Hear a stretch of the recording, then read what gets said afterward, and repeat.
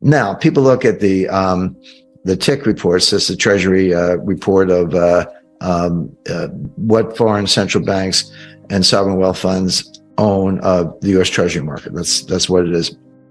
And you'll see that China's Treasury security balances are going down, India down, Switzerland down. And you're like, that means they hate the dollar.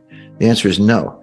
They love the dollar, but they're desperate. They have to get dollars to prop up their own banks. If you're the People's Bank of China, you got to prop up the Chinese banking system. If you're the Swiss National Bank, you got to prop up Credit Suisse, and et cetera. And so if you can't print dollars, which you can sell dollar securities, get the dollars, and then lend them to your own banks, who can then go out and buy the Treasury bills. Another inversion it's not too esoteric. The Fed will actually give you all the Treasury bills you want. All you have to do is just do a reverse repo with the Fed. You deposit your cash with the Fed, and they send you Treasury bills, and it's like, can be overnight, 1 week, whatever. And at some point you unwind it, but what you usually do is just roll it over. So a phone call to the Fed will get you all the Treasury bills you want. So why doesn't that solve the problem? Because if you look at auctions, Treasury auction, by the way, everything we're talking about is now messed up by this debt ceiling debate, because the Treasury can't sell new bills. They can't. They can roll over, but they can't increase the bill issuance because they're at the debt ceiling. But until the ceiling was hit, but they can issue new to roll over. When banks and primary dealers bid at Treasury auctions for Treasury bills, they get a certain rate. The more I pay, the lower the yield.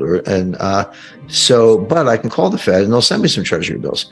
The rate at which the Fed will give you bills on a reverse repo basis is higher than the rate that the dealers get when they bid at auction. So why would you do that? Why would you bid at auction to get a yield that's lower than what the Fed will give you for a phone call? The answer is the Fed bills cannot be rehypothecated. They can't be used the way the dealers want. They can't send them to Deutsche Bank. But if I buy the bills at auction, I can.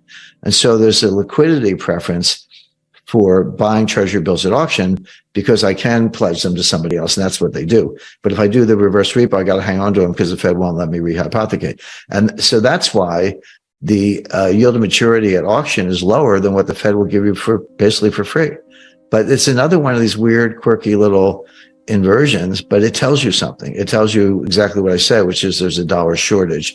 And that will get worse as we go into a recession and credit losses pile up and banks get stressed and balance sheets get reduced and dealers say, it's Treasury bills. And I don't even want 1 year bills. Give me a 3-week, give me a 4-week bill. That's going to drive the dollar higher against basically the euro. I would expect the whole Treasury yield curve to come down a lot, but not yet. It's like, St. Augustine, make me chaste, but not yet. Central bank digital currency is not a new currency. So a central bank digital dollar is a dollar. A central bank digital euro is a euro, yen, so forth. So it's not a new currency. It's a new ledger and it's a new payment channel. That's what's changed. And it's not a cryptocurrency. This is not blockchain. The ledger, they're still working it out whether the ledger is maintained by the Treasury or the Fed.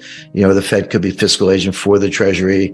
Those are important details, but they're still working those things out. But basically, it's a ledger-based system, 100% digital, encrypted message traffic, and it's a dollar. So what's not to like? And so the pitch for central bank digital currency, I'll refer to the dollar, but it's the same thing around the world. The pitch is, hey, I'm in an airport. I want to buy a candy bar. And I go up and I buy the candy bar and I pay for it with a credit card. And what is the retailer? How does he or she get paid? Well, they take my receivable, right? And they sell them to somebody called a merchant acquirer. Merchant acquirers go out and they just scoop up, hundreds of millions of dollars worth of credit card receivables, and they pay the merchant. So I get the candy bar. They got paid by the merchant acquirer. What does the merchant acquirer do? They deliver them to MasterCard or Visa, and MasterCard or Visa pays them. And then take a spread. What does MasterCard do?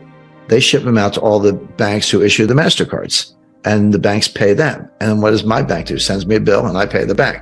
Okay. So it's all good, but we got 5 parties to buy a candy bar. We got me, the retailer, the merchant acquirer, MasterCard, and the issuing bank. 5 counterparties, 5 different exchanges of value, spreads all along the way. It's clunky, expensive, et cetera. And the Fed says, hey, with a central bank digital currency, Jim will have an account at the Fed, probably my bank, but same thing, a little QR code, boom. And the payment goes directly from A to B. It's like Venmo, right? With a few more zeros. So it's better, faster, cheaper. The Fed's not going to disintermediate the banks because they exist to prop up the banks, but it will be better, faster, cheaper. I think that's conclusive. Now, something else has to happen at the same time. You got to get rid of cash, because if people don't like central bank digital currencies, and I'll give you 20 reasons not to like them in a minute, but if that's your view, you just say, I'll pay cash. I'll hand the person, $5 bill. Give me some change. So you got to get rid of cash. And Ken Rogoff, a Harvard professor, and others have been working on that for a long time. But getting rid of cash and pushing out the central bank digital currency go hand in hand. So I always say, if you want to slaughter pigs, you got to get the pigs in a chute and line them up and get them into the slaughterhouse. So you can't let them run around because they'll run away. If you want to slaughter sabers, you got to get them into this digital chute, into the digital slaughterhouse. But they're working on that. So now, where are we? We're in a world where there is no more cash. Maybe you have a credit card, but all the payment channels are through the central bank digital currency. What's the difference? The difference is the Fed or Treasury, again, probably the FBI, they can see what you're doing.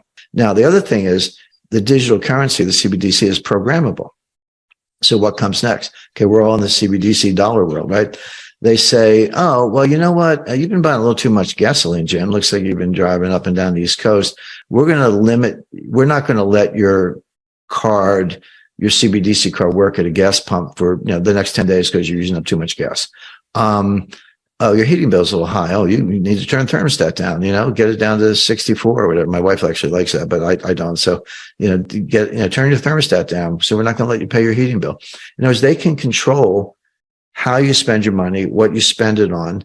It's a totalitarian system, but it's what governments like, by letting you or not letting you use it. Now, stimulus, Larry Summers, bring him into the act. Okay, Jim, you just got, $10,000 in your bank account, whatever. We're going to deduct 1% a month until it's all gone. So you better spend it, and maybe we'll deduct 5% a month. It's like a prepaid debit card or these gift cards. People buy gift cards on Amazon. They have expiration dates. A Metro card in the New York subway has an expiration date. If you buy a $50 Metro card and you don't use it up, it goes away. Well, this will happen to your bank account. So between total surveillance, forced stimulus, because if you don't spend it, we'll take it away. Negative negative interest rates, same thing, kind of. Tax payments. Well, what happens if you have like a regular job and how do you pay your taxes? Well, your employer withholds it. They send it in on Form 941. At the end of the year, you get a W-2 and says you made this much and we took out this much. You file your tax return, attach your W-2, and you reconcile with the IRS. That is not true for lawyers, doctors, accountants, consultants, professionals. And it's not true for a lot of people. It's not true for people with LLCs who have their own businesses. They don't have withholding. They got to pay their taxes. I'm not saying don't pay your taxes. I'm just saying that the government could decide, hey, lawyer Jim or Dr. Joe, whatever, we're gonna basically apply W-2 style holding to your bank account. We're just going to withhold 20% of every income. And, do your taxes. We'll send you the equivalent of a W-2. Do your taxes.